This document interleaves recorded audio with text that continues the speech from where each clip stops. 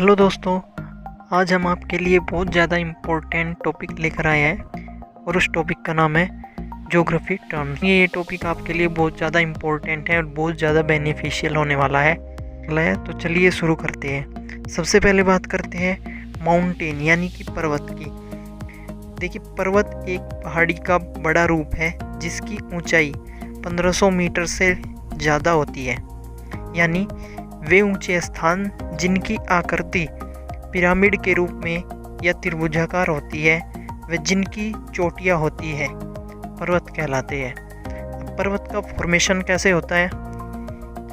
पर्वत का निर्माण जो है वो प्लेट टेक्टोनिक थ्योरी से होता है। प्लेट टेक्टोनिक थ्योरी को हैरी हेंस ने दिया था व मॉर्गन ने समझाया था।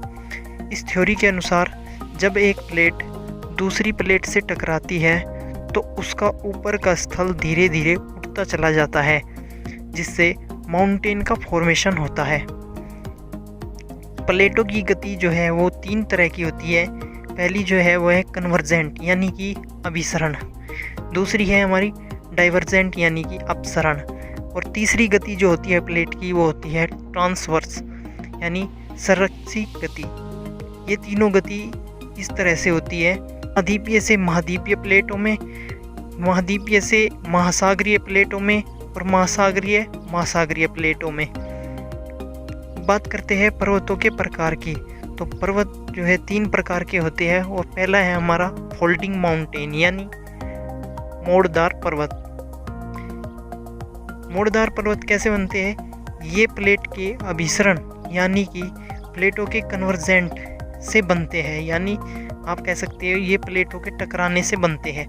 यानी जब 2 प्लेट आपस में टकराएगी तो उनके ऊपर का भाग उठता चला जाएगा।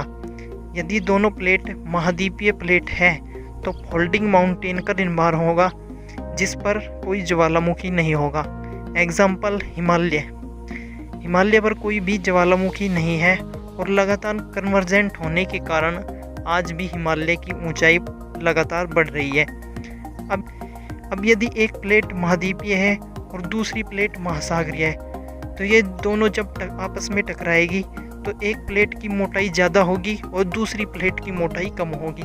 यानी महाद्वीपीय प्लेट की जो मोटाई होगी वो ज़्यादा होगी और जो ओशियनिक यानी कि महासागरीय प्लेट है उसकी मोटाई कम होगी। तो मोटाई ज़्यादा कम होने के कारण जब ये प्लेट आपस में टकराती है तो जो भारी प्लेट है यानी जो ओशियनिक महासागरीय प्लेट है वो टकराते ही महासागरीय प्लेट के नीचे चली जाएगी। ठीक है, महासागरीय प्लेट के नीचे जाने के बाद क्या होगा? क्योंकि प्लेट की मोटाई कम है तो वहाँ से मैग्मा निकलना शुरू हो जाएगा। मैग्मा निकलना जब शुरू हो जाएगा तो वहाँ पे फोल्डिंग माउंटेन तो बनेगा ही, साथ ही में वहाँ पे वोल्केनिज्म यानी कि वोल्केनिक का निर्माण, ज्वालामुखी का निर्माण भी हो जाएगा साथ में। तो वो होगा वोल्केनिक फोल्डिंग माउंटेन, उसका नाम होगा वोल्केनिक फोल्डिंग माउंटेन। अब दूसरा पर्वत होता है हमारा भ्रंश यानी कि ब्लॉक पर्वत। इसका निर्माण डाइवर्जेंट यानी अपसरण के कारण होता है, जिसमें 2 प्लेट एक दूसरे से पीछे हट जाती है और बीच वाला भाग नीचे धंस जाता है, जिससे ब्लॉक पर्वत का निर्माण होता है। ये नीचे धंसे भाग रिफ्ट वैली यानी भ्रंश घाटी कहलाते हैं। इसका एग्जाम्पल है सतपुड़ा रेंज इंडिया में और साल्ट रेंज पाकिस्तान में। अब बात करते हैं तीसरे पर्वत की जिसका नाम है रेसिडुअल माउंटेन यानी अपशिष्ट पर्वत।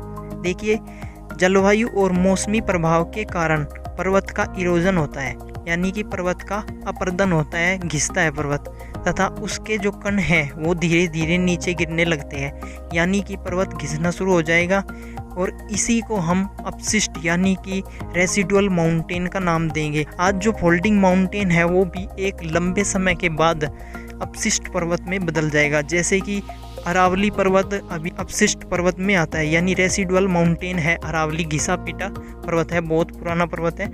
इसी तरह हिमालय जो है वो फोल्डिंग माउंटेन है, यानी कि एक समय के बाद ये भी रेसिडुअल माउंटेन में परिवर्तित हो जाएगा। तो न्यू माउंटेन को कहते हैं फोल्डिंग माउंटेन यानी यंग पर्वत, और ओल्डेस्ट माउंटेन जो होता है वो होता है रेसिडुअल माउंटेन। अब बात करते हैं ग्लेशियर की। ग्लेशियर क्या होते हैं? देखिए, ग्लेशियर को हिमानी या हिमनद या ग्लेशियर कहते हैं। ठीक है। पृथ्वी की सतह पर विशाल आकार की गतिशील बर्फ राशि को जो है हम ग्लेशियर कहते हैं, जो अपने भार के कारण पर्वतीय ढालों का अनुसरण करते हुए, यानी कि जैसे पर्वत के ढाल होते हैं उसी तरह अनुसरण करते हुए नीचे की ओर प्रवाहवान होते हैं। यह हिमराशि सघन होती है और इसकी उत्पत्ति ऐसे इलाकों में होती है जहां हिमपात की मात्रा हिम के अक्षय से अधिक होती है, यानी कि वहां पे हिम के खत्म होने से ज़्यादा हिम गिरता है और प्रतिवर्ष कुछ मात्रा में हिमशेष रूप में बच जाता है। वर्ष भर हिम के एकत्र होने से निचली परतों के ऊपर दबाव पड़ता है और वे सघन हिम के रूप में परिवर्तित हो जाती है। यही सघन हिमराशि अपने भार के कारण ढालों पर प्रवाहित होती है, जिसे हिमनद कहते हैं।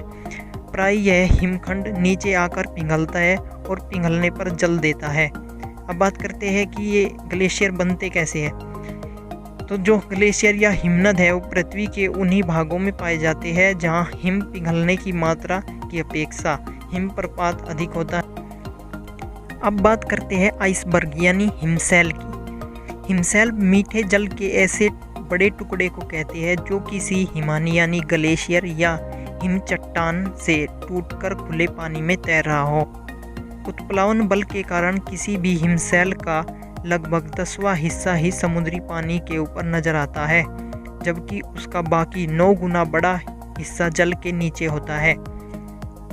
अब बात करते हैं ये उत्प्लावन बल क्या होता है।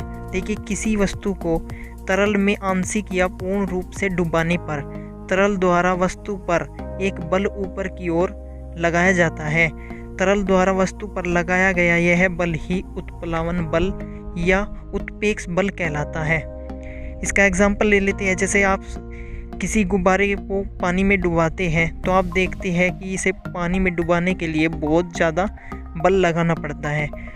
आप अनुभव करते हैं कि दर पर एक बल लग रहा है जो इसे ऊपर की ओर धकेलता है, और जो ये बल लग रहा है इसी को कहते हैं उत्प्लावन बल।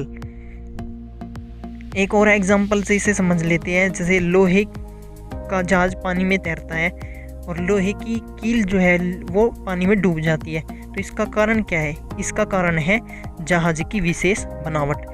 जहाज की विशेष बनावट के कारण ही उसके द्वारा हटाए गए पानी का जो भार है वो जहाज के भार से अधिक होता है, जिसके कारण इस पर अधिक उत्प्लावन बल लगता है। वह जहाज तैरता रहता है।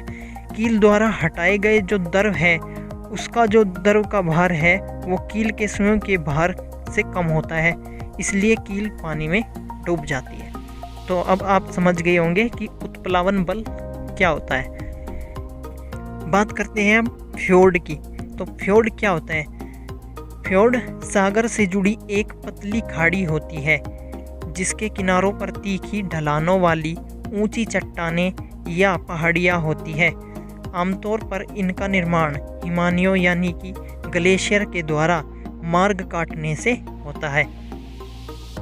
अब बात करते हैं केप क्या होता है। देखिए, केप एक लैंड का हिस्सा होता है यानी ज़मीनी हिस्सा होता है जो जल अक्षेत्र की ओर निकला हुआ रहता है, उसे यम केप कहते हैं। अब देखते हैं कि ये सी क्या होता है यानी कि सागर क्या होता है। देखिए, सागर महासागर का वह हिस्सा है जो आंशिक रूप से समुद्र से जुड़ा होता है, यानी सागर महासागर का एक छोटा हिस्सा होता है।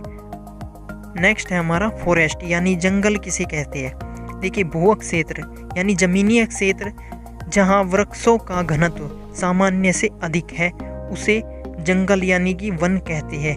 विभिन्न मापदंडों के आधार पर जंगल की कई परिभाषाएं हैं। वनों ने पृथ्वी के लगभग 9.5% भाग को घेर रखा है, जो कुल भूमि क्षेत्र का लगभग 30% भाग है।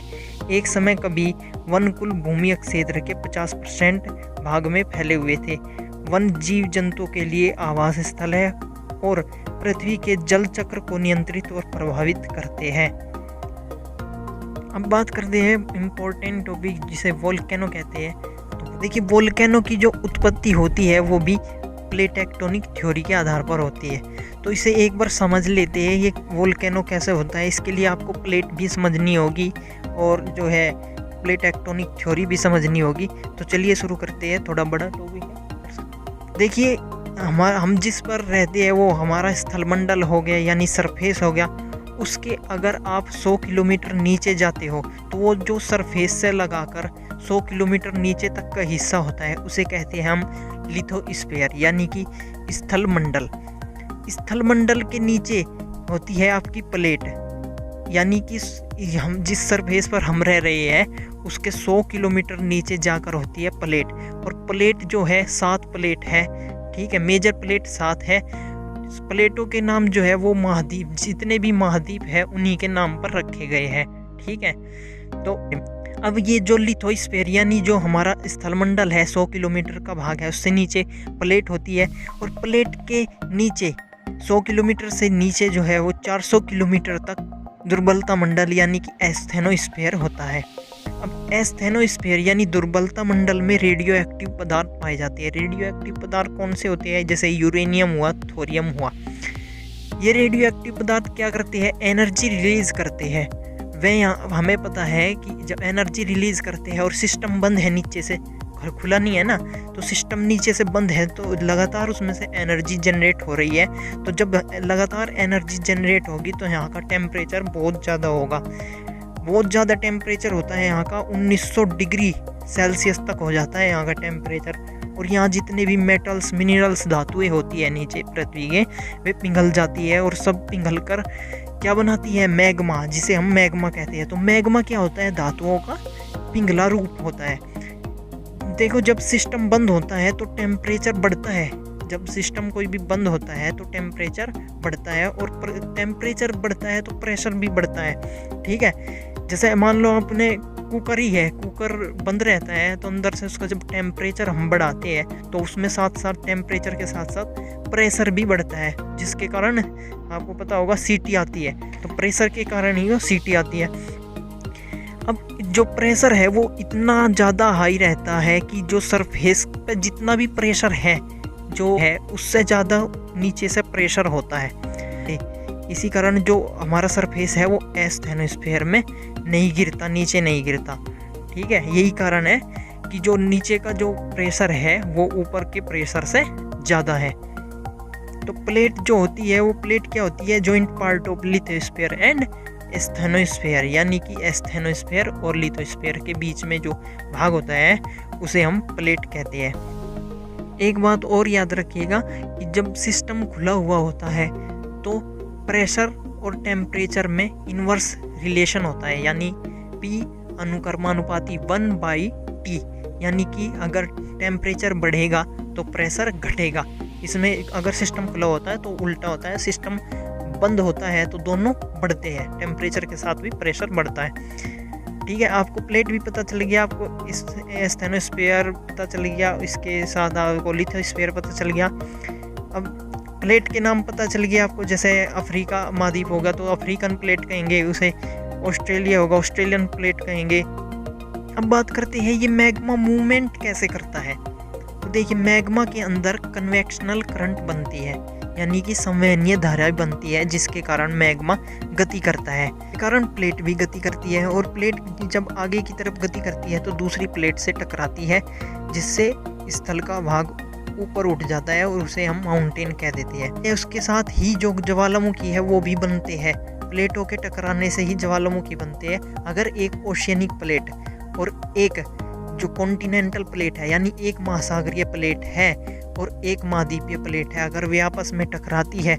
उसके साथ साथ उसमें फोल्डिंग माउंटेन तो बनेगा, साथ में वो वोल्केनिक फोल्डिंग माउंटेन होगा, यानी कि ज्वालामुखी पर्वत होगा।